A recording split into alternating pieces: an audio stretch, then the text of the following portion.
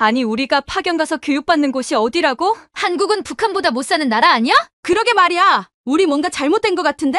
감동의 모든 것 애청자 여러분. 영상 시작 전 좋아요와 불우이웃을 위해 끝까지 시청 부탁드립니다. 여기 한국에 대한 선입견을 가진 채 군인 친구들의 제안으로 억지로 한국에 오게 되었다는 우크라이나 여군이 있습니다. 그녀는 군부대 체험 참석을 위해 먼저 중국에 방문했다가 곧바로 뒤이어 한국을 방문하고 난 뒤 이름까지 한국말로 바꿔버리는 엄청난 선택을 하고 말았다고 하는데요. 과연 한국을 방문한 우크라이나 여군에게는 무슨 일이 있었던 것일까요? 안녕하세요. 저는 우크라이나 출신의 셰브르라고 합니다. 저는 대학교를 졸업하자마자 우크라이나에서 전문 장교 공부를 하며 군부대에 지원했고 그 뒤로 쭉 우크라이나 여군으로 생활해 왔는데요.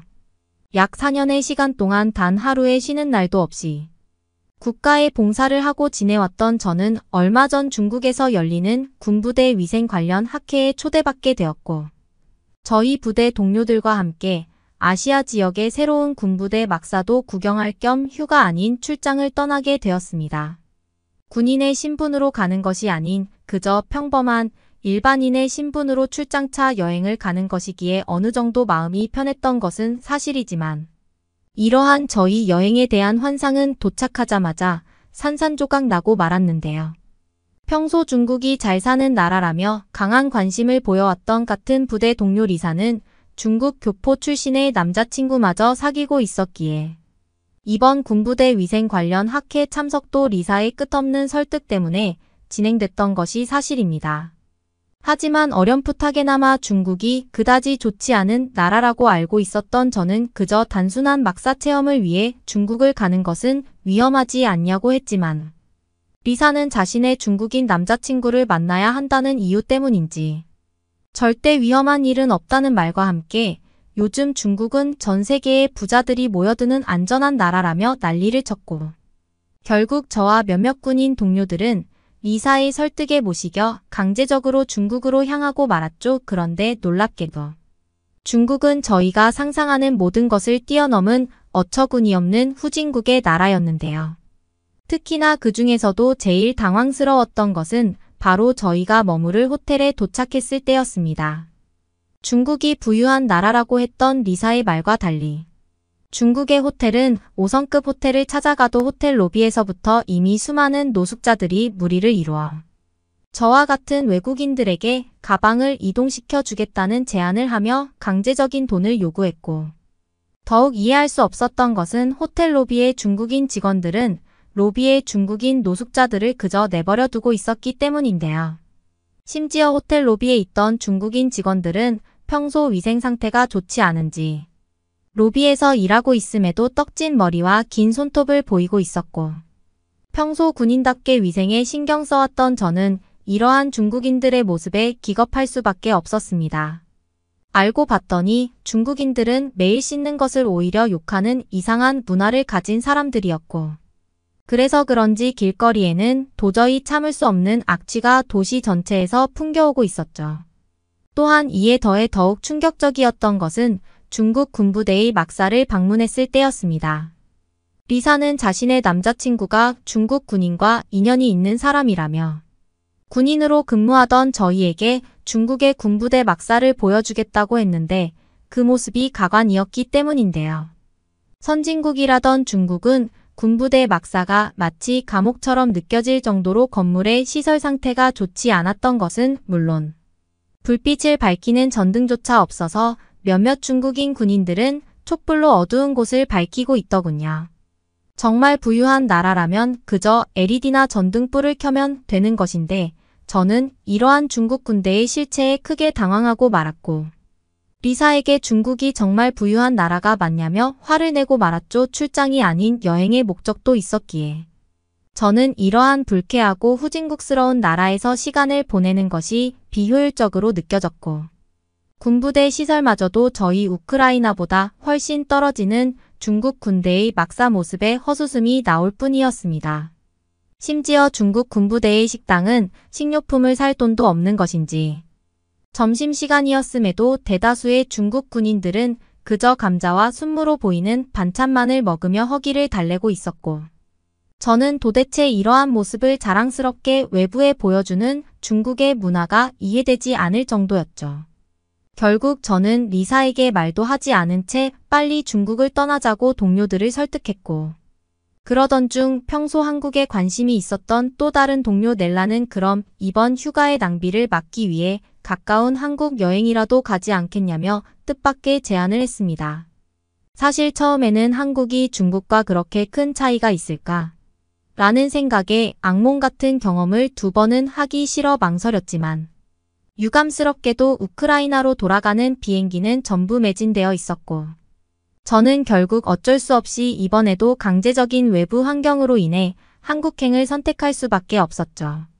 그런데 처음 도착한 한국이라는 나라에서 저는 입국 심사가 끝나고 공항 라운지에 들어서자마자 깜짝 놀라고 말았습니다.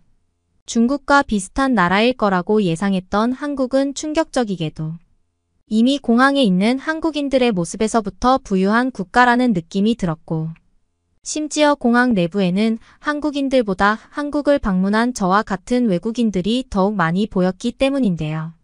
실제로 한국에 오기 전 방문했었던 중국은 공항에서 외국인은커녕 온통 중국인들밖에 없던 것은 물론, 중국인들은 기본적인 영어조차 하지 못해서 여행의 길 안내를 받는 것이 너무 힘들었는데, 놀랍게도 한국은 여기에서도 많은 차이가 나더군요. 부대 동료들과 함께 공항에 도착하자마자 공항에 있던 한국인 직원분은 저희에게 다가오시더니 무료 와이파이 포켓이라며 저희의 통신사를 무료로 교체시켜 주셨고, 휴대폰 문자를 통해 한국 여행에 필요한 필수 교통 어플들을 자동으로 설치해 주기까지 했기 때문입니다. 놀랍게도 한국은 휴대폰 어플에 목적지를 입력하면 무슨 교통수단을 타고 가야 되는지 너무나 자세하게 설명이 되어 있었고, 이러한 한국의 모습은 정확한 시간에 지하철이 오지 않고 택시조차 훔쳐서 타야만 하는 중국의 후진국 교통 인프라 현실과는 천지 차이였죠. 그렇게 저희는 한국에 도착하자마자 엄청난 선진국의 신문물을 느끼며 감탄하고 있었고, 그러던 중 한국 문화에 조금이나마 익숙했던 넬라는 일단 지하철을 타고 숙소까지 이동하자며 저희를 지하철로 안내했습니다. 그런데 넬라의 안내를 받아 지하철 지하도를 내려가던 저는 눈앞에 보이는 말도 안 되는 광경에 그만 말문이 막히고 말았는데요. 저희와 다르게 앞서 가던 넬라는 갑자기 자신의 여행 가방을 지하도 계단 옆에 있던 레일에 내려놓더니 두 손에 아무것도 들지 않은 채로 지하철 계단을 내려갔고, 저와 군인 동료들은 그러한 넬라의 모습을 보자마자 너무 놀라 소리를 지르고 말았습니다. 사실 처음에는 넬라가 여행 가방을 계단에서 놓친 줄 알았는데, 알고 봤더니 넬라는 계단 옆에 설치되어 있던 집 레일에 자신의 가방을 내려놓고 너무나 편하게 계단을 내려갔던 것이었고, 저는 한국의 말도 안 되는 편의시설 인프라에 깜짝 놀라고 말았죠. 주위를 살펴보니 이미 한국인들은 이러한 편의시설이 익숙한 듯 누구 하나 할 것 없이 자신의 무거운 여행 가방을 익숙하게 레일에 올려놓았고, 편안하게 계단을 내려가 목적지에서 자신의 여행 가방을 순서대로 가져갈 뿐이었습니다. 중국뿐만 아닌 제가 살아왔던 우크라이나에서도 지하도에 이러한 기가 막힌 편의시설은커녕 평범한 계단조차 제대로 관리되고 있지 않아 가끔 군사무기 학회 때문에 해외로 나갈 때면 무거운 여행 캐리어를 옮기는 것부터 스트레스를 받았는데, 놀랍게도 한국은 이러한 불편사항을 너무나 편리하게 해결한 것이었죠. 저희의 뒤를 따라오던 한국 방문 외국인들도 깜짝 놀랐는지 짐을 계단에서 옮겨주는 레일을 보고는 연신 사진을 찍으며 원더풀을 외쳐댔고, 저는 왠지 모르게 그러한 외국인들의 모습을 보자 뿌듯한 마음이 들기까지 했습니다. 아무리 생각해봐도 한국은 중국과는 비교조차 되지 않는 기술과 편의시설, 심지어는 부유함을 가진 최선진국의 나라처럼 보였고, 이미 한국인들은 이러한 부유하고 편리한 생활이 익숙한 듯 이러한 시설물들을 자연스럽게 이용하고 있더군요. 하지만 넬라는 깜짝 놀라는 저희의 모습을 보더니 한국의 놀라움은 이제 시작이라며 코웃음을 쳤고, 저는 그 말을 듣자마자 앞으로 펼쳐질 선진국 한국의 모습에 가슴이 설레기 시작했습니다. 그리고 역시나 한국의 진짜 놀라움은 지하철에서 내려 길거리로 나왔을 때부터 본격적으로 시작되었는데요. 넬라는 한국의 길거리는 평범하다며 걷기 좋다는 말만 했으나 제 눈앞에 펼쳐진 광경은 전혀 다른 모습이었기 때문입니다. 놀랍게도 한국은 길거리 곳곳에 형형색색의 꽃들이 심어져서 도시를 아름답게 만들고 있었고 마치 공원과 도시가 하나로 합쳐진 것 같은 경이로움마저 느껴졌기 때문이죠. 중국의 길거리를 걸었을 때에는 길거리 곳곳의 노숙자는 물론 언제 세탁을 했는지 모를 정도의 옷을 입고 외국인의 가방만을 노리는 범죄 조직들이 너무 많아서 도시를 산책하는 것 자체가 불가능했는데 한국은 길거리가 깨끗한 것은 물론 어디를 가더라도 꽃과 공원이 길거리에 항상 있었습니다. 한국인들에게는 별것 아닌 평범한 광경일 수 있겠으나 이러한 모습은 제가 태어난 우크라이나에서도 절대 평범하게 볼 수 없는 광경이었고 저의 부대 동료들조차 길거리 주위의 꽃밭을 보며 한국에 있으니 왜 이렇게 마음이 편해지는지 모르겠다는 감탄사를 표하더군요. 단순한 튤립부터 장미 심지어는 다양한 수목나무들이 길거리 곳곳에 심어져 있었고 이러한 한국의 모습은 국가 자체가 얼마나 부유한 나라인지 도시 미관에서부터 유추할 수 있을 정도였습니다. 중국에서는 그나마 이름이 알려진 대형 공원을 가더라도 다 뽑혀버린 잔디만이 존재하는 형편없는 공원일 뿐이었는데 한국은 도시 미관에도 돈을 사용할 수 있는 부유한 나라인지 비싼 꽃과 나무들이 도시 곳곳을 꾸며주고 있었거든요. 이미 한국에 도착하고 1시간밖에 지나지 않은 상황이었지만 저는 왜 그동안 한국이 중국과 비슷한 나라라고 오해했을까? 라는 후회스러움이 몰려왔고 그동안 한국이 너무나 여행하기 좋은 나라라며 같이 가기를 제안했던 넬라가 너무나 고맙게 느껴지기까지 했습니다. 그렇게 약 2시간 정도 저는 서울의 중심에 있는 광화문과 거리를 걸으며 선진국 한국을 피부로 느꼈고 넬라는 저희의 만족한 표정을 보더니 이제는 중국과 비교하기 쉽게 한국의 군부대 체험을 가보자는 뜻밖의 제안을 했는데요. 알고 봤더니 서울 근처의 부대에서는 저희와 같은 외국인 관광객들을 위한 군부대 개방 행사가 진행되고 있던 와중이었고 우크라이나에서 군인으로 근무하던 저와 동료들은 평범한 길거리마저 이렇게나 아름다운데 한국의 부대는 어떨까? 라는 기대감을 가지고 개방 행사 부대로 향했습니다. 그리고 역시나 넬라와 함께 버스를 타고 도착한 한국의 군부대는 정문에서부터 말이 나오지 않을 정도였는데요. 중국의 부대 막사를 방문했었을 때에는 군인들이 지내는 막사 내부가 너무나 더럽다 못해 이곳이 정말 사람이 살 수 있는 곳인가라는 생각이 들 정도였는데 놀랍게도 한국은 병사들이 지내는 건물 내부에 비싼 TV와 세탁기는 물론 심지어 에어컨과 공기청정기까지 설치되어 있었기 때문입니다. 심지어 저는 따뜻한 물을 24시간 사용할 수 있다는 한국 군부대 관계자의 말에 정말 엄청난 충격을 받고 말았고 우크라이나에서조차 겨울에는 따뜻한 물이 나오지 않는 황당스러운 상황이 떠오르며 한국이 말도 안 되는 꿈의 나라처럼 느껴지기 시작했습니다. 또한 중국의 군부대 식당은 반찬이 너무나 형편없어서 당황스러울 정도였는데 놀랍게도 한국은 이러한 식단에서부터 중국과 큰 차이를 보이고 있었고 병사들의 식사마저 전문 영양사가 투입된다는 넬라의 말에 저는 금방이라도 우크라이나 국적을 포기하고 한국의 병사로 살아가고 싶을 정도였죠. 물론 한국에서 평생을 지내왔던 병사들에게는 이것 또한 부족하다고 생각될 수 있겠으나 한국보다 한참이나 후진국이고 가난한 나라인 중국과 우크라이나의 군부대 실체를 알고 있던 저에게는 왜 한국이 현재 많은 외국인들의 첫 번째 이민 국가로 꼽히고 있는지 충분히 이해가 되더군요. 심지어 넬라는 최근 한국의 군사 무기들이 엄청나게 기술적으로 수준이 올라 폴란드는 물론 각종 선진국들까지 한국의 무기를 사기 위해 줄을 서고 있다고 했고 저는 바로 그때 중국은 절대 한국을 따라잡을 수 없는 나라이면서 국방력마저 수준 미달이라는 것을 완전히 이해했습니다. 평소 중국에 강한 자부심을 보여왔던 저희 동료 리사에게 한국의 군부대 사진과 급식들을 보여주니 이건 전부 사진일 뿐이라며 거짓말을 하지 말라고 했고, 저는 결국 한국에서 열리고 있는 군부대 체험 행사 현수막까지 보여줄 수밖에 없었죠.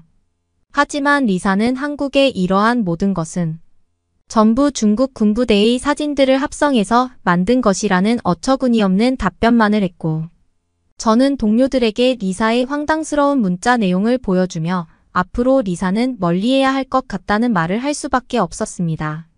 아무리 자신의 남자친구가 중국인 사람이라고는 하지만 리사는 완전히 중국에 미쳐버린 것 같았고, 저희가 아무리 한국이 중국보다 훨씬 살기 좋고 병사 관련 시설에서도 좋다는 내용을 사진으로 보여주었으나 끝끝내 믿지 않았기 때문이죠.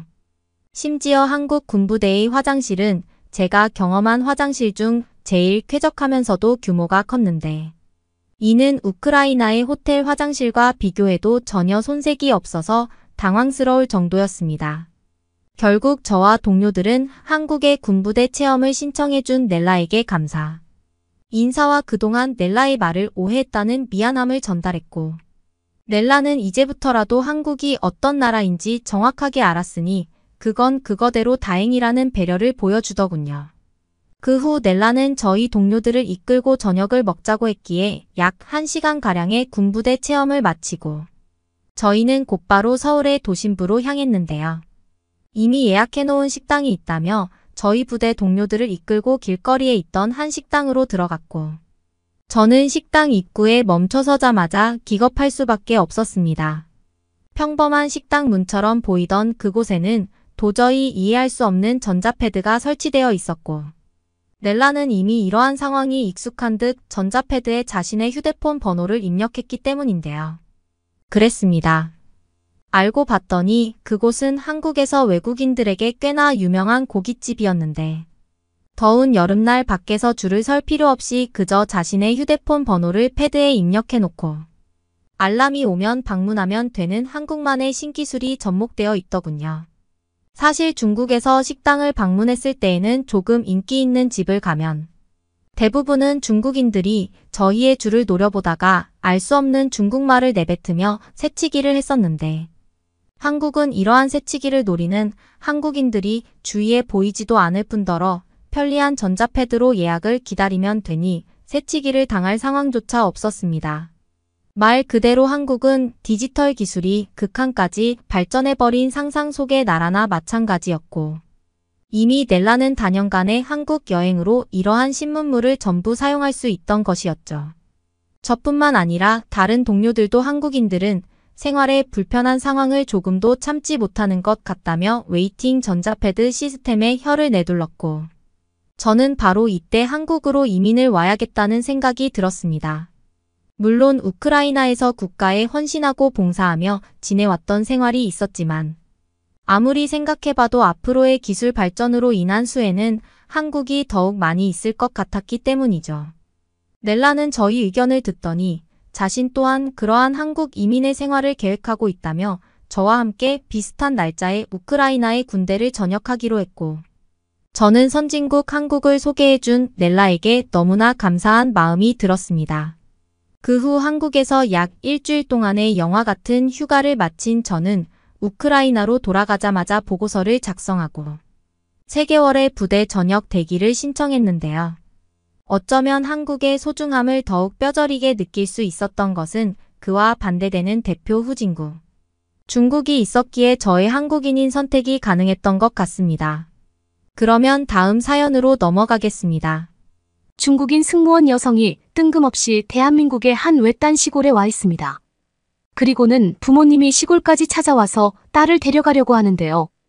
이 중국인 여성은 왜 한국 시골까지 오게 된 걸까요? 오늘의 사연은 중국인 메이 씨의 사연입니다. 안녕하세요. 중국인 메이입니다. 중국에서 자란 저는 늘 하늘을 올려다보며 구름 사이로 하늘을 나는 날을 꿈꿨어요. 비행기는 힘을 들이지 않고 활공하는 장엄한 새처럼 보였어요. 그리고 저는 그 세계의 일부가 되고 싶었습니다. 승무원은 저에게 단순한 직업이 아니라 꿈이자 열정 그 자체였습니다. 중국에서 항공산업을 준비하는 것은 쉬운 일이 아니었습니다. 기술과 지식뿐만 아니라 특별한 신체적 매력도 필요했습니다. 거울 앞에서 수없이 많은 시간을 보내며 미소를 연습하고 자세를 교정하고 머리가 제자리에 있는지 확인했던 기억이 납니다. 친구들은 종종 저의 집착에 대해 놀려댔지만 저는 신경 쓰지 않았습니다. 결국 꿈에는 희생이 필요했으니까요. 항공사 채용 과정은 혹독했습니다. 여러 차례의 면접이 있었고 각 단계가 마치 공연처럼 느껴졌어요. 그 중에서도 가장 기괴한 것은 비키니 콘테스트였습니다. 이게 말이 되나요? 무대에 서서 외모로 심사를 받는다는 건 정말 초현실적이었어요. 하지만 이건 면접의 일부였고 저는 기꺼이 참가할 준비가 되어 있었어요. 콘테스트 중 한 번은 과감하게 한 발짝 내디뎠습니다. 최고의 모습을 보여야 한다는 압박감을 느낀 저는 성형수술을 받았습니다. 동료들과 가족들의 판단이 두려워 비밀로 간직하고 있었습니다. 하지만 마음속으로는 제 꿈에 더 가까워질 수 있을 거라 믿었습니다. 회복은 육체적으로나 감정적으로나 힘든 일이었습니다. 수술 초기에는 거울을 볼 때마다 익숙함과 낯설의 묘한 조합이 느껴졌습니다. 정체성, 자존감, 진정성에 대한 혼란이 왔어요. 꿈에 부풀어 있던 어린 소녀를 배신하고 사회적 인정을 받고자 하는 다른 사람으로 바뀐 게 아닌가. 하지만 며칠이 지나고 몇 주가 지나자 붓기가 가라앉고 흉터가 희미해지면서 예전과 새로운 모습이 합쳐진 제 모습이 보이기 시작했습니다. 약간 개선된 제 모습이었지만 내면에서는 진정성과 사회적 기대 사이의 싸움이 계속되고 있었습니다. 비밀로 하고 싶었던 제 수술에 대한 소문은 결국 밖으로 흘러나왔습니다. 속삭임이 복도를 가득 채웠고 비판적인 시선이 저를 따라다녔습니다. 어떤 이들은 용기에 감탄했고 어떤 이들은 허영심이라고 비난했습니다. 하지만 외부의 시선 속에서 저는 진정한 자존감은 겉으로 드러나지 않는다는 것을 깨닫고 성찰의 여정을 시작했습니다. 그렇게 항공사로부터 합격 통지서를 받던 날은 제 인생에서 가장 행복한 날 중 하나였습니다. 저는 중국 동방항공사에 합격을 했습니다. 드디어 비행기를 타게 되었어요. 하지만 이것이 우여곡절로 가득 찬 여정의 시작에 불과하다는 것을 저는 거의 알지 못했습니다. 항공사 훈련 아카데미에 입교한 첫날 설렘이 가득했습니다. 저희는 모두 하늘을 나는 여정을 시작하고 싶어하는 풋풋한 희망으로 가득했습니다. 안전 절차부터 고객 서비스, 에티켓까지 모든 세부 사항을 면밀히 검토하는 강도 높은 교육이 진행되었습니다. 마치 학교로 돌아간 것 같았지만 훨씬 더 큰 책임감이 느껴졌습니다. 몇 주가 지나면서 저는 이 직업이 상상했던 것만큼 매력적이지 않다는 것을 깨달았습니다. 긴 시간 시차, 적응, 까다로운 승객 등 모든 것이 저를 짓누르기 시작했습니다. 제가 내린 결정이 옳은 것인지 의심하는 순간도 있었습니다. 하지만 구름 위로 떠오르는 일출을 처음 보았을 때나 제가 도와준 승객의 따뜻한 감사 인사를 받았을 때처럼 기쁨의 순간도 있었습니다. 그런 순간들이 저는 너무 좋았습니다. 승무원들 간의 동료애는 또 다른 구원의 은총이었습니다. 우리는 한 가족처럼 항상 서로를 보살폈습니다. 경유지에서는 함께 새로운 도시를 탐험하고 현지 음식을 맛보며 추억을 만들곤 했습니다. 이 여행 중 한 번은 더 멀리 여행하고 싶다는 생각이 들었습니다. 어느 날 휴가를 받아서 전 해외로 가기로 했습니다. 가장 가보고 싶었던 나라 중 한 곳에 가기로 했어요. 중국은 항상 제 버킷리스트에 있었어요. 풍부한 역사, 다양한 문화, 만리장성 등 볼거리와 체험할 거리가 너무 많았거든요. 그래서 방학 중에 중국을 방문하기로 결심했습니다. 비행기가 베이징에 착륙할 때 제 마음은 기대감으로 가득 찼습니다. 하지만 중국에서의 시간은 제가 기대했던 것과는 달랐습니다. 거리는 혼잡하고 혼란스러웠고 공기는 오염으로 가득했습니다. 언어 장벽 때문에 어려움을 겪었고 종종 길을 잃은 기분이 들기도 했습니다. 설상가상으로 중국인이라는 이유로 현지인들이 저를 무시하는 경우도 있었습니다. 양국 간의 역사적 긴장에 무게가 느껴졌습니다. 어느 날 저녁 상하이 거리를 돌아다니고 있는데 한 무리의 남자들이 제 국적을 비하하는 말을 하며 조롱하기 시작했습니다. 정말 끔찍한 경험이었고 저는 완전히 외톨이가 된 것 같았어요. 그날 밤 저는 여행을 중단하고 위안을 얻을 수 있는 곳으로 향하기로 결심했습니다. 바로 한국이었죠. 사실 한국은 제 레이더망에 들어온 적이 없었습니다. 한국은 제가 탐험하고 싶은 곳 목록에서 높은 순위를 차지한 적이 없었습니다. 중국에서의 강렬한 경험 이후 저는 조용한 유럽 도시나 열대, 동남아시아의 휴양지 쪽으로 갔으면 했습니다. 하지만 저는 바로 옆 나라인 한국으로 이동했습니다. 서울 인천국제공항에 착륙하자마자 도시의 국제적인 활기가 느껴졌습니다. 수백 년 된 고궁과 나란히 세워진 초현대식 고층 빌딩은 옛것과 새것의 매혹적인 조화를 이루었습니다. 첫 주 동안 저는 네온사인이 빛나는 서울의 거리에서 매운 김치를 맛보고 전염성 강한 K-팝 리듬에 맞춰 몸을 흔들고 번화한 시장을 돌아다녔습니다. 하지만 뭔가 잘못된 느낌이 들었습니다. 도시에 대한 피로감 때문인지 아니면 좀 더 진정성 있고 근거 있는 무언가에 대한 갈망 때문인지 모르겠습니다. 그때 외국인들에게 한국의 전통적인 시골 생활을 소개하는 농촌 체험 프로그램에 대한 이야기를 들었습니다. 도시에서의 짧은 휴식을 상상하며 즉흥적으로 신청했습니다. 프로그램은 서울에서 몇 시간 떨어진 외딴 마을, 푸르른 산과 깨끗한 시냇물 속에 자리 잡은 마을을 배경으로 진행되었습니다. 마을로 향하는 여정은 도시의 혼돈에서 고유한 전원으로 전환하는 치료와도 같았습니다. 도착하자마자 마을의 그림 같은 아름다움은 부인할 수 없었습니다. 공기는 더 신선하고 하늘은 더 맑았으며 리듬감 있는 자연의 소리가 귀에 멜로디처럼 들려왔습니다. 이곳의 삶은 여유로운 속도로 움직였습니다. 노인들은 밭에서 허리를 구부린 채 농작물을 수확하고 아이들은 전통 놀이를 하며 뛰어다녔습니다. 어느 날 저녁 논에서 모내기를 직접 해보던 중 햇볕에 그을린 안색과 수줍은 미소를 가진 젊은 농부 철수를 만났습니다. 농사에 천부적인 재능을 가진 그는 진흙과 물속에서 제 손을 이끌며 쉽게 기술을 시연해 주었습니다. 가벼운 농사 팁으로 시작한 대화는 곧 인생과 꿈, 포부에 대한 더 깊은 이야기로 발전했습니다. 서로 자라온 배경은 달랐지만 관점은 놀라울 정도로 일치했습니다. 철수는 자신의 조상 이야기와 이 땅의 역사, 그리고 이 땅과의 뿌리 깊은 인연에 대해 이야기를 나누었습니다. 그의 이야기에서 저는 제가 찾던 만족감과 평화를 느꼈습니다. 별이 쏟아지는 밤하늘 아래서 직접 만든 막걸리를 나누고 한국 민요를 들으며 보낸 저녁 시간은 마법 같은 시간이었습니다. 하지만 프로그램이 막바지에 이르자 예상치 못한 일이 생겼습니다. 와 제가 느낀 유대감은 단순한 우정이 아니라 더 깊은 관계로 발전한 것이었습니다. 마을을 떠나 고층 빌딩과 번잡한 도시 생활로 돌아간다는 것은 상상할 수 없는 일이었습니다.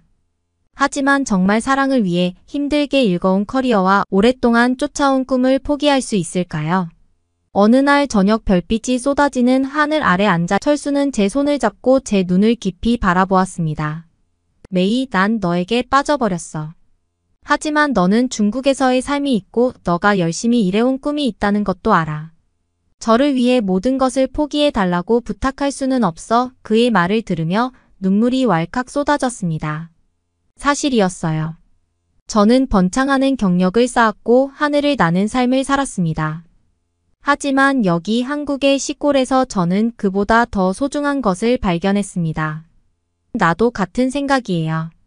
하지만 우리가 잘해낼 방법을 찾을 수 없을까요?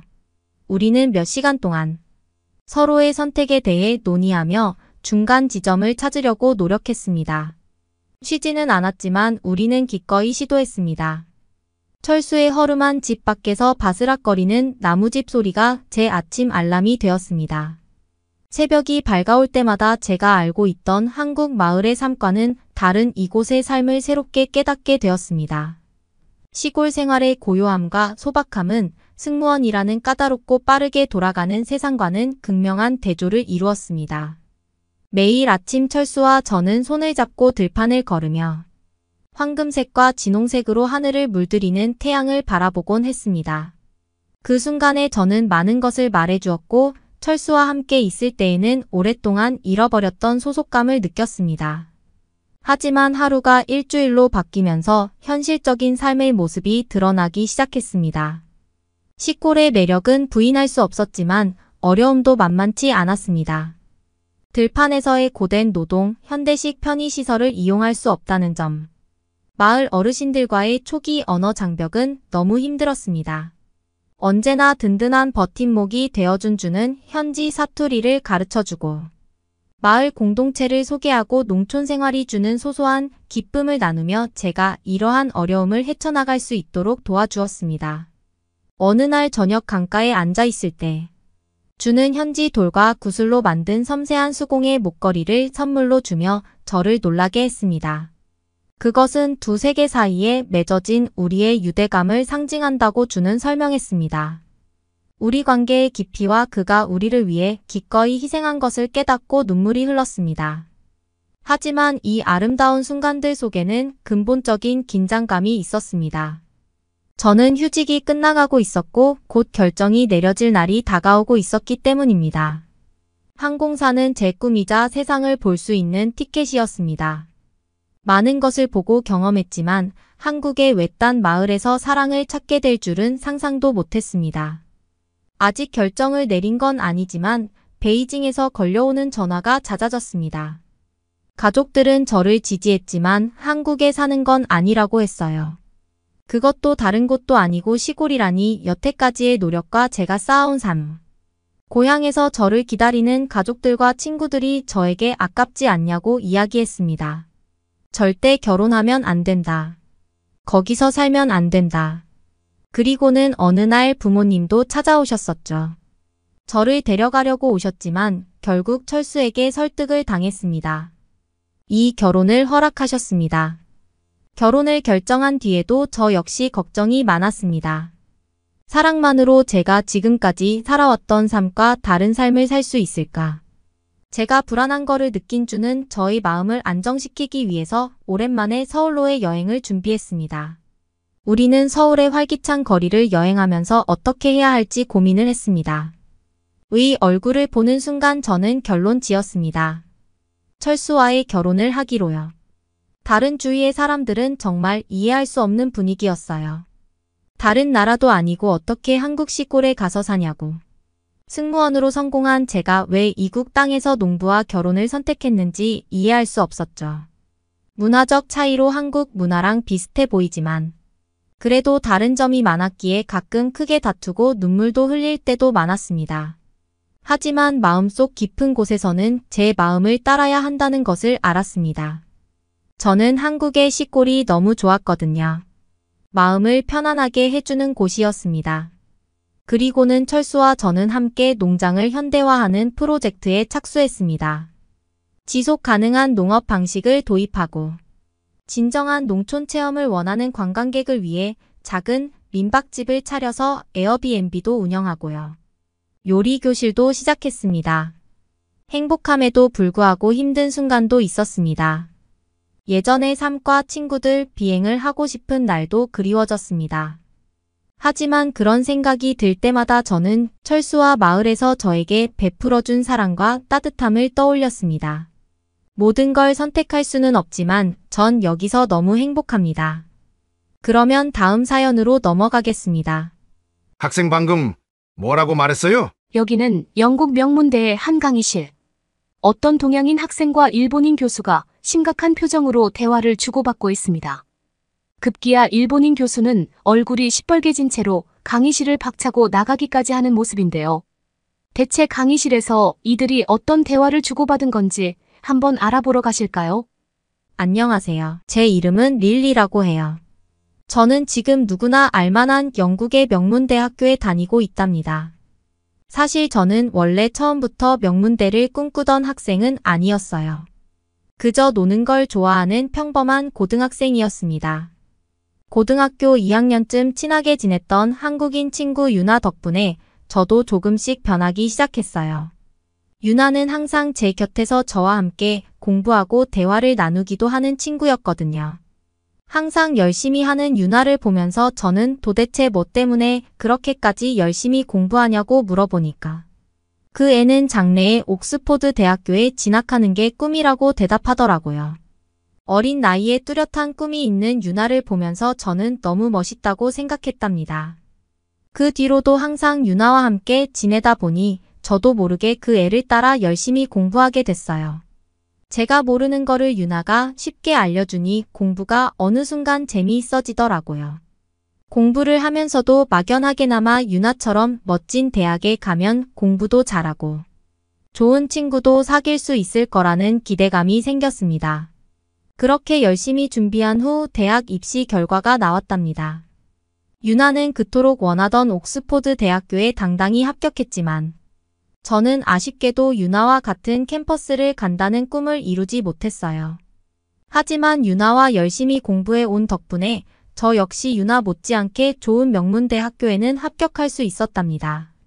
새 학기가 시작되고 저는 대학교에 입학했어요. 고등학생 때와 함께 한국에 대해 많은 이야기를 나누던 기억이 떠올라서인지 제일 먼저 신청한 수업은 동아시아 문화에 대한 강의였습니다. 물론 한국에 대한 내용만 다루는 건 아니었지만 한국을 포함한 주변국들의 이야기를 듣고 싶은 마음에 주저하지 않고 수강 신청을 했어요.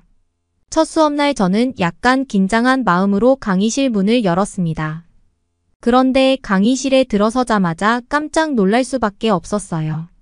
생각보다 훨씬 더 많은 아시아 학생들이 보였거든요.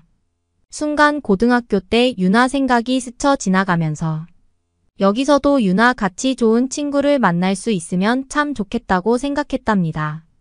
자리에 앉아서 교수님의 강의를 들으며 저는 고등학생 때부터 늘 하던 습관대로 필기를 시작했어요.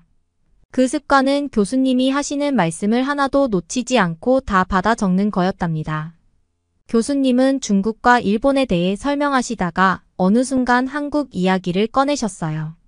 그 내용은 최근 K-팝과 한국 영화, 드라마 등을 통해 한국이 세계적으로 높은 이상을 누리게 되었다는 거였습니다.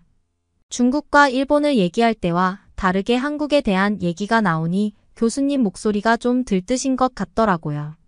이어서 교수님께서는 영국에서 보기 힘든 독특한 문화와 인프라를 갖추고 있다며 한국을 칭찬하셨어요. 최근 휴가 때 한국에 다녀오신 교수님은 너무나 인상 깊었던 나머지 학생들에게 아시아 여행을 계획 중이라면 꼭 한국에 들러보라고 추천하시기까지 했습니다. 오죽하면 교수님께서 여행 관광지 목록과 맛집을 깨고 있으니 궁금한 사람이 있으면 교수실로 오라는 거 있죠. 교수님의 한국 사랑에 괜히 저도 모르게 유나가 떠오를 정도였다니까요. 그런데 갑자기 강의실 저쪽에서 누군가 손을 번쩍 들었어요. 동양인 학생이었습니다. 그 학생은 자기가 전에 한국에 가봤는데 교수님 말씀처럼 그렇지 않았던 것 같다며 반대 의견을 내놓기 시작했어요. 교수님은 차분한 어조로 그 학생의 의견에 일일이 대답해 주셨습니다. 저는 교수님 말씀에 은근히 토를 다는 그 학생이 조금 불편하게 느껴지더라고요. 하지만 신경 써봤자 제 손해이니 저는 교수님의 말씀을 이어서 필기해야겠다고 생각했어요. 열심히 필기하느라 정신없이 강의를 듣고 있는데 어느 순간 교수님 말씀이 너무 빨라져서 놓친 부분이 생기더라고요. 마침 쉬는 시간이 되었고 저는 왼쪽에 앉은 동양인 학생에게 살며시 말을 걸었습니다. 제가 놓친 부분을 좀 알려줄 수 있느냐고 물었더니 그 학생은 저를 날카롭게 쏘아보면서 왜 자기가 알려줘야 하냐는 식으로 퉁명스럽게 말하더라고요. 그러곤 휙 고개를 돌려버리고 이어폰을 꽂아버리는 게 아니겠어요.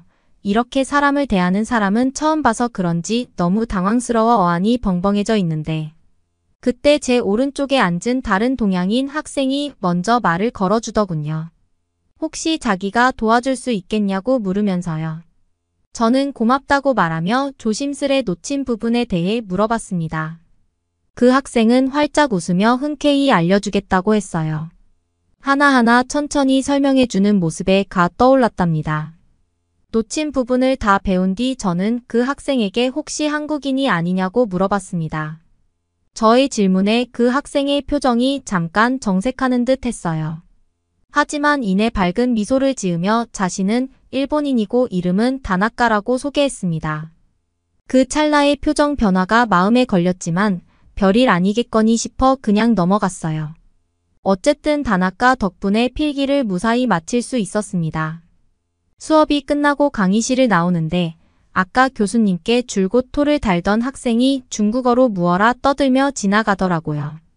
이전부터 중국인이라면 무조건 피하고 봐야 된다는 부모님 말씀이 생각나. 앞으로는 그 학생이 근처에 얼씬도 하지 말아야겠다는 생각을 했어요. 최대한 피하고 싶은 부류의 사람 같았거든요.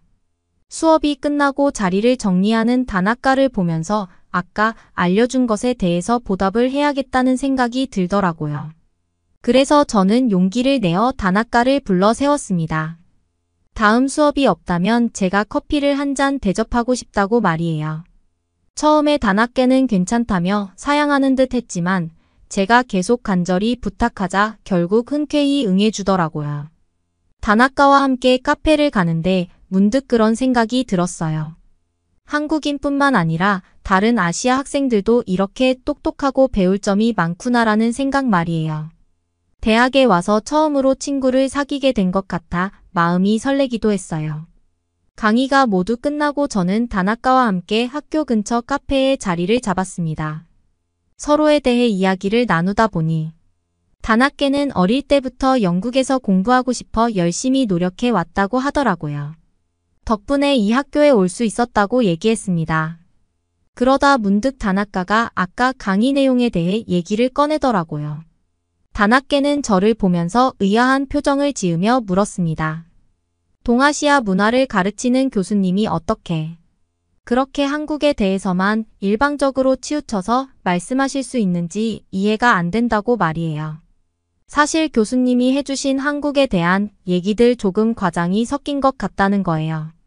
아무것도 모르는 학생들 앞에서 그런 말씀을 하시는 게 불편했다고 하더라고요. 저는 당황스러웠어요. 고등학교 때 유나에게 들었던 한국의 모습과 교수님이 말씀하신 내용이 크게 다르지 않다고 생각했거든요. 왜 다나카는 그런 식으로 말하는 걸까? 이상하다는 생각에 다나카에게 직접 한국에 가본 적이 있느냐고 물었답니다. 그러자 다나카는 약간 당황한 기색을 보이더니 친구에게 들은 얘기로는 교수님 말씀과 사뭇 다르다는 식으로 얼버무리며 화제를 바꿔버리는 거예요. 그러더니 갑자기 자기 친구들이 근처에 와 있는데 같이 합류해도 되겠냐고 묻더라고요. 저는 친구가 많으면 많을수록 좋다고 생각했기에 선뜻 그러자고 대답했습니다. 얼마 지나지 않아 다나카의 친구들 넷이 우르르 몰려왔어요. 그 친구들은 저에게 먼저 다가와 인사를 건네고 활짝 웃으며 여러 가지 질문을 하더라고요. 다나카도 친절한데 친구들은 더 친절하구나 하는 생각이 절로 들었습니다. 그날 이후로 저는 다나카와 다나카 친구들과 어울리게 됐어요.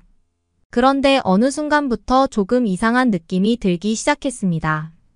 제가 걔네들 사이에 끼어 있는데도 마치 저는 없는 듯이 자기네들끼리만 대화를 나누는 거예요.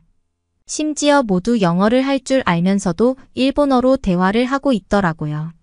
일본어를 한마디도 모르는 저로서는 그저 멀뚱히 서서 웃고만 있을 뿐이었어요.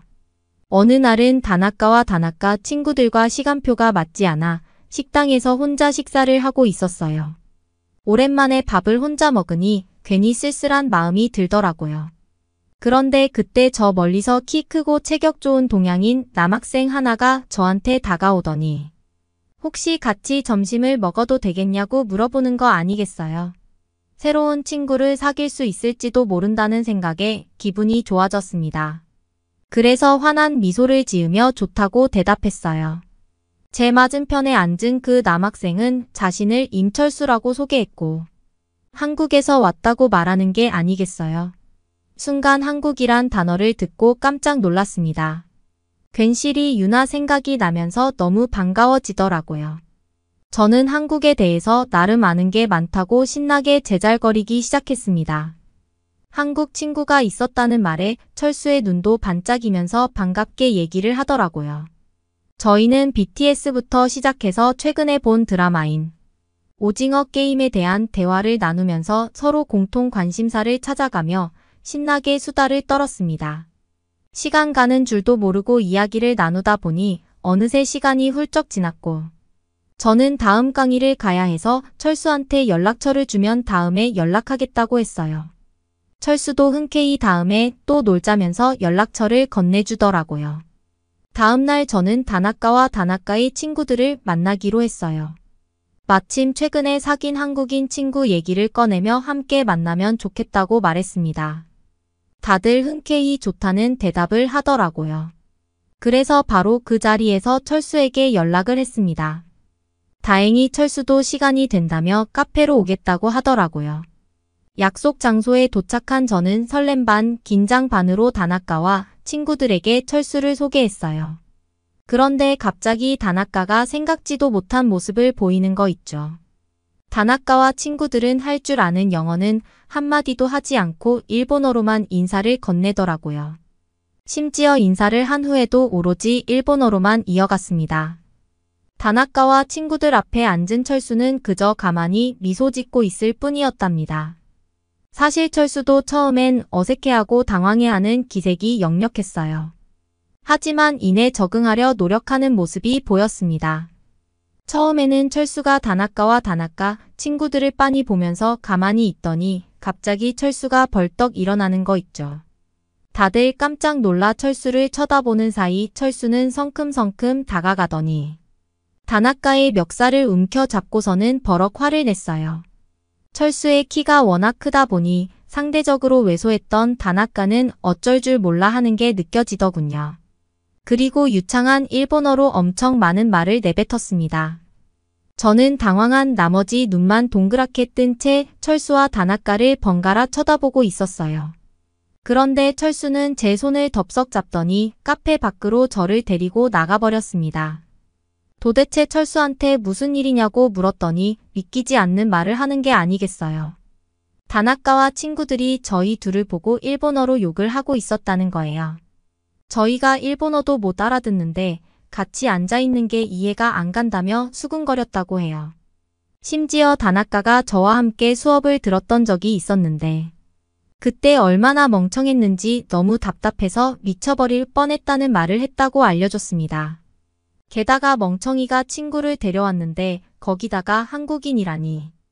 둘 다 멍청한 애들끼리 끼리끼리 잘 어울린다면서 저와 철수를 비웃었다고 하더라고요. 철수는 어릴 때부터 일본에서 지낸 적이 있어서 사실 일본어를 잘하는데 일부러 가만히 있었다고 말했습니다. 어릴 때부터 일본에 살면서 앞뒤 다른 일본인한테 질려버려. 처음부터 절대로 일본어를 할 줄 아는 티를 안 낸다고 하더라고요. 혹시나 했는데 역시나였다고. 일본인들은 저렇게 일본어를 할 줄 모르는 사람들이 있으면 앞에서 대놓고 일본어로 욕하는 습관이 있다고 말했습니다. 도저히 참지 못한 철수는 그 자리에서 바로 일어나 한마디 해야겠다는 생각을 했다더군요. 그리곤 다나카와 다나카 친구들한테 이렇게 말했다고 했습니다. 멍청한 건 너희들이라고 앞에 있는 사람 보고 그렇게 말하고 비웃어서 기분 좋냐고 따져 물었대요.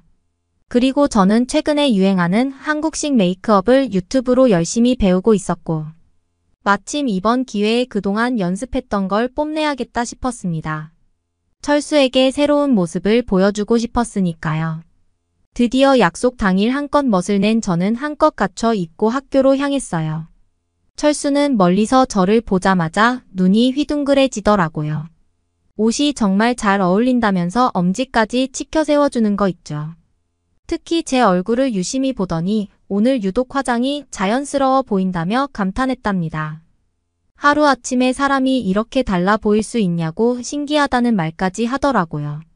사실 굉장히 공들여서 한국식 메이크업을 시도한 거지만 살짝 부끄러웠던 저는 얼굴에 비비크림과 선크림만 발랐을 뿐이라고 말하며 넘어가 버렸답니다. 철수의 칭찬에 속으로 얼마나 기뻐했는지 몰라요. 절로 얼굴에 열이 오르고 입가에 미소가 번졌습니다. 그런데 그날따라 철수 말고도 지나가는 남학생들의 시선이 저에게로 쏠리는 게 느껴지더라고요. 괜히 으슥해지는 거 있죠. 그렇게 속으로 콧노래까지 부르며 철수와 함께 행사장으로 향했습니다. 행사장에 도착하자 생각보다 볼거리들이 많아서 깜짝 놀랐어요. 이 부스 저 부스 정신없이 둘러보느라 어리둥절해하는 저를 철수가 살며시 손을 잡아 이끌었습니다. 손이 잡히는 순간 그 손에서 얼마나 찌릿찌릿함을 느꼈는지 몰라요. 그렇게 철수를 따라가는데 어디선가 익숙한 멜로디가 들려오는 게 아니겠어요. 자세히 들어보니 제가 좋아하는 블랙핑크의 노래더라고요. 그 노래에 맞춰 K-팝 동아리 학생들이 열정적으로 춤을 추고 있었는데 처음엔 아마추어들의 공연이려니 했습니다. 그런데 실제로 보니 완전 다른 세계였어요. 마치 뮤직비디오를 보는 것처럼 완벽한 칼군무의 진지한 표정들. 어느새 저도 모르게 푹 빠져서 바라보고 있더라고요. 블랙핑크에 이어 등장한 커버 댄스팀은 세븐틴의 무대를 재현했는데 출연진들의 숫자부터가 압도적이었어요. 이번에는 사람이 왜 이렇게 많은 거지? 라면서 혼잣말을 하자 철수가 옆에서 설명해 주더라고요.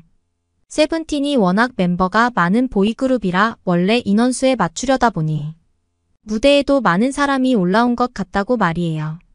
정말인지 궁금해서 휴대폰으로 세븐틴을 검색해 봤더니 정말 멤버가 13명이나 되더라고요. 게다가 많은 사람들이 빽빽이 춤을 추는데도 동선이 전혀 꼬이지 않더군요. 물 흐르듯 자연스러운 칼국무에 감탄이 절로 나왔습니다. 순간 이런 생각이 스쳤어요. 한국인이 아닌데도 K-팝에 이토록 진심인 팬들이 많다니 K-팝이 정말 세계적인 대세가 맞구나 하고요. 다음 순서로는 뉴진스의 커버 무대가 펼쳐졌어요. 힙합 멜로디에 절로 어깨가 들썩였습니다. 어느새 음악에 맞춰 고개를 끄덕이며 몰입하고 있는 제 모습이 철수 눈에 띄면 어쩌나 싶어 부끄러웠는데 고개를 돌려보니 철수 역시 흥겹게 노래를 따라 부르며 즐기는 모습이었어요. 그 순간 웃음이 터져 나왔답니다. 마지막 무대의 주인공은 월드 클래스 아이돌 BTS였어요. 그동안의 공연도 인상 깊었지만 BTS 커버는 차원이 달랐습니다. 실력과 에너지 면에서 동아리 내 최정상급 멤버들이 출동한 듯한 느낌이랄까요. 더군다나 노래가 너무 유명해서 관객 모두가 따라 불렀어요. 저 또한 신나게 노래를 부르며 어우러지니까 그 순간만큼은 모두가 하나가 된 것 같더라고요. 그러자 문득 궁금증이 생겼어요. 진짜 K-팝 가수들의 실제 콘서트는 또 얼마나 끝내줄까 말이에요. 그 고민을 입 밖으로 내자 철수가 다음에 콘서트 열리면 꼭 같이 가서 보자고 했습니다. 그 말을 듣는 순간 심장이 두근거렸어요. 혹시 또 데이트 신청을 받은 걸까요? 그런 생각에 잠겨 활짝 웃으며 철수에게 고개를 끄덕였답니다. K-팝 커버 댄스 공연을 감상하고 나니 또 다른 볼거리가 눈에 띄었어요. 바로 한복 입어보기 체험 부스였습니다. 화려한 색감의 옷들이 줄지어 걸려있는 모습이 저를 사로잡았어요. 저는 호기심에 철수에게 물었습니다. 저 예쁜 옷들이 도대체 뭐냐고요? 그러자 철수는 한국의 전통 의상인 한복이라고 설명해 주더라고요. 옛날부터 한국 사람들이 입어온 옷이라는 거예요.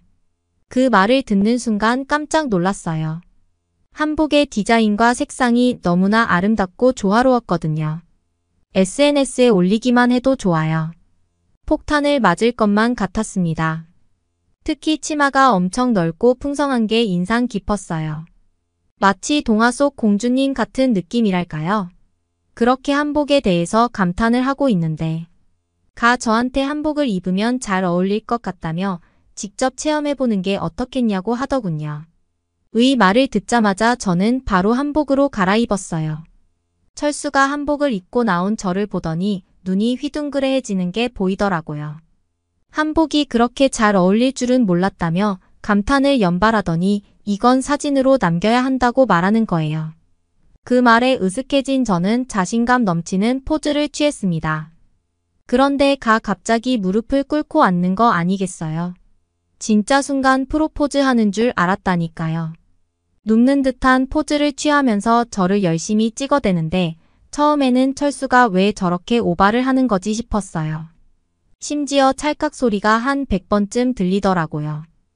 철수가 사진을 열심히 찍고 저를 보여주는데 진짜 제가 사진 속의 모델인 줄 알았어요. 구도며 비율이며 제 장점을 최대로 살려냈달까요? 한국인들이 사진을 진짜 잘 찍는다는 소문을 듣긴 했는데 정말 이 정도일 줄은 상상도 못했답니다. 저는 철수에게 고맙다고 말하면서 바로 프로필 사진을 한복 사진으로 교체했어요. 한복 체험을 마치고 보니 배가 출출해지기 시작하더군요. 뱃속에서는 계속 꼬르륵거리는데 제 배가 아닌 척 다른 데를 보면서 철수한테 배고프지 않냐고 물어봤습니다. 마침 철수도 배가 고파서 한식을 파는 곳을 찾고 있었다고 하더라고요. 진짜 그땐 얼마나 기분이 좋았는지 몰라요. 저 역시 늘 유튜브에서 맛있어 보이던 한식이 궁금했었거든요. 근데 주변에선 좀처럼 파는 곳을 찾을 수 없었답니다. 배는 점점 고파오고 철수와 저는 결국에 가까운 곳에 있는 매점으로 향했어요.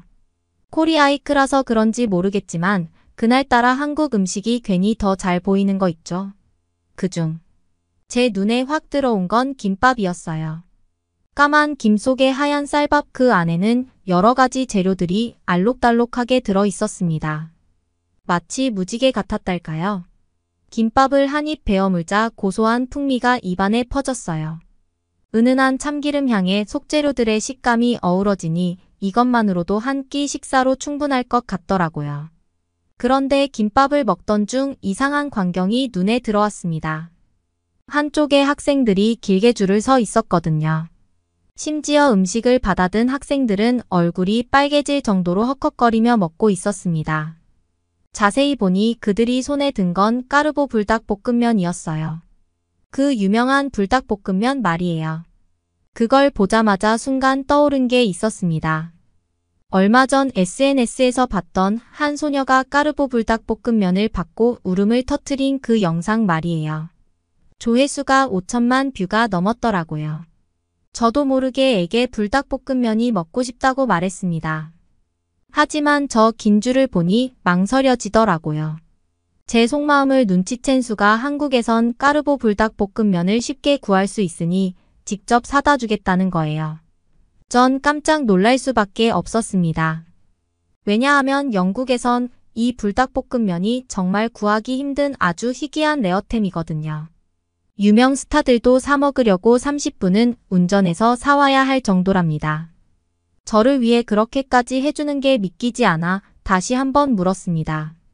정말 구해줄 수 있냐고 말이에요. 그러자 철수는 자신만만한 미소를 지으며 고개를 끄덕였어요. 한국에선 식은 죽 먹기라며 자신을 한번 믿어보라는 거예요. 정말 그 모습에 심쿵하고 말았답니다. 이토록 자상한 철수의 모습에 절로 미소가 지어졌어요. 이런 철수의 말과 행동들을 하나하나 되새겨보니 혹시 저에게 호감이 있는 게 아닐까 하는 달콤한 상상에 빠져들기 시작했답니다. 저와 철수는 즐겁게 수다를 떨며 코리아 위크의 하이라이트인 메인 이벤트 장소로 발걸음을 옮겼어요. 이번 행사의 백미는 바로 학교에 다니고 있는 한국인 유학생들과의 만남이었습니다. 강의실 하나를 빌려서 한국인 유학생들의 이야기를 듣는 거였는데요. 한국에 대해 생생한 이야기를 들어볼 수 있는 기회라니 괜히 기대가 되더라고요. 사회자의 말에 따라 한 학생이 앞으로 나섰어요. 그 학생은 외국인들이 한국하면 주로 서울, 부산, 제주도를 찾는다면서 말문을 열었습니다. 하지만 그 한국인 학생은 나중에 기회가 돼서 한국에 오게 되면 꼭 울릉도와 독도를 여행해 보는 걸 추천하고 싶다고 강조했어요. 특히 독도에 대한 애정이 대단했습니다. 독도는 사실 날씨 좋은 날에 가기가 쉽지 않은데도 불구하고 그 한국인 학생이 독도에 갔을 땐 화창한 날씨였다고 하더라고요. 생각보다 커서 굉장히 압도적이고 웅장한 독도의 풍경이 너무나 인상 깊었다며 눈을 반짝였어요. 이어 독도가 한국 땅이라는 사실에 자부심을 느낀다고 당당히 말하더라고요. 그런데 그때 저 멀리서 누군가 손을 번쩍 들었어요. 고개를 돌려보니 저번에 봤었던 다나카의 친구 중 하나였습니다. 다나카 친구인 걸 알고 정말 주먹이 불끈 쥐어졌지만 거기서 뺨 싸대기를 날릴 수는 없는 노릇이니 뭐라고 하는지 한번 들어보기로 했어요. 다나카 친구는 독도를 다케시마라고 불러야 한다며 다케시마는 한국 땅이 아니라 일본 땅이라고 주장하는 게 아니겠어요, 다나카. 친구는 한국인 발표자의 말에 정면으로 반박하더니 목소리까지 높이는 바람에 순간 그 자리에 있는 사람들은 술렁이기 시작했습니다. 안 그래도 어수선한 자리였는데 청중석에 있던 일본인 교수님까지 나서서 다나카 친구의 편을 들었어요. 다케시마가 일본 영토임을 확신한다면서 구체적인 근거를 제시하기 시작했습니다. 일본이 1600년대에 먼저 발견해 다케시마를 이용해왔고 1905년에는 무주지 점령 원칙에 따라 일본 영토에 편입했다는 거예요. 1951년 샌프란시스코 평화조약에서도 한국이 독도 주권을 요구하지 않았다면서 한국의 불법 점거를 강력히 비판했어요. 교수님의 논리는 치밀했고 증거는 명확해 보였습니다. 그 말을 듣고 있자니 처음 한국인 학생의 발언이 다소 경솔했던 게 아닐까 하는 생각마저 들더라고요. 완전히 설득된 거죠. 하지만 한국인 학생은 꿋꿋했어요. 오히려 무덤덤한 표정으로 다시 마이크를 잡더니 독도는 한국 땅이므로 다케시마가 아닌 독도로 불러야 마땅하다고 힘주어 말했습니다. 이어서 그 한국인 학생은 역사적 사실을 줄줄 읽기 시작했어요. 512년 신라시대에 이사부 장군이 울릉도와 독도를 정복했다는 기록이 명백히 존재한다는 거예요. 이미 그때부터 독도는 한국의 영토로 인식되어 왔다고 강조하더라고요. 게다가 1905년 일본의 독도 편입은 불법적이었다고 지적했습니다. 당시 한국에 어떠한 통보도 없이 일방적으로 진행됐을 뿐 아니라 자국민에게조차 그 사실을 숨겼다고 말을 하더라고요. 그 한국인 학생은 부당함을 인지하고 있었기에 몰래 진행한 게 아니냐는 날카로운 질문까지 던졌답니다. 뿐만 아니라 한국인 학생은 1951년 일본 국회에 제출된 영역도를 언급하며 거기에 독도가 한국 땅으로 표기되어 있었다는 사실을 상기시켰어요. 이는 교수님의 주장이 모순된다는 점을 지적한 셈이었습니다. 한국인 학생은 이어서 일본의 독도 편입이 제국주의 침략의 산물이었음을 강조했어요. 러일 전쟁 와중에 군사적 목적으로 불법 점령한 것이었다고 설명했답니다. 이는 국제법 원칙에도 어긋난다고 강하게 비판의 목소리를 높이더군요. 마지막으로 한국인 학생은 샌프란시스코 평화조약의 한계를 지적하며 이는 일본의 기존 불법 점령에서 비롯된 문제일 뿐 영유권의 자체를 부정하는 것은 아니라고 딱 잘라 말했습니다. 한국인 학생의 주장은 역사적 사실에 기반할 뿐만 아니라 국제법과 상식에도 부합했어요. 한국인 학생의 논리적인 발언에 그 일본인 교수님은 말문이 막힌 듯 보이더군요. 얼굴이 붉어진 채로 헛기침만 연신하더니 처음에 질문을 던진 다나카 친구를 급히 데리고 자리를 떴답니다. 그걸 보면서 그래도 같은 일본인 학생은 버리지 않네 하면서 얼마나 웃겼는지 몰라요. 잠시 어색한 침묵이 흘렀지만 철수가 먼저 그 한국인 학생에게 박수를 보내기 시작했어요. 자신도 한국인이지만 이렇게까지 독도에 대해 잘 몰랐는데 이번 기회에 독도를 아주 잘 알게 되었다고 이렇게 논리정연하게 설명해 준 것에 감사하다면서 엄지를 치켜 세웠습니다. 철수의 박수는 마치 신호라도 되는 양 곳곳에서 대부분의 사람들이 박수를 치더라고요. 몇몇 사람들은 함성까지 지를 정도였다니까요. 결국 메인 이벤트는 한국인 학생의 열정적인 변론 덕에 성공적으로 마무리될 수 있었습니다. 그렇게 하루 종일과 함께 이곳저곳을 누비며 행복한 시간을 보냈어요. 마치 데이트를 한 듯한 기분 좋은 설렘이 가득했습니다. 헤어질 시간이 돼서 저를 집 앞까지 바래다 주는데 갑자기 제 손을 잡더니 진지한 눈빛으로 물었어요. 다음 주에 또 데이트를 하고 싶은데 시간이 될지 모르겠다고요? 저는 숨이 멎는 줄 알았어요. 심장이 너무 크게 뛰어서 철수에게 들릴까봐 겁이 날 정도였습니다. 하지만 겉으로는 침착한 척 미소를 지으며 좋다고 대답했답니다. 철수한테 잘 보이고 싶은데 한국 남자들은 보통 여자들이 어떤 스타일로 옷 입는 걸 좋아하나요? 그리고 진짜 궁금한 게 있는데 여러분은 독도가 일본 땅이 아닌 한국 땅이 맞다고 생각하시나요?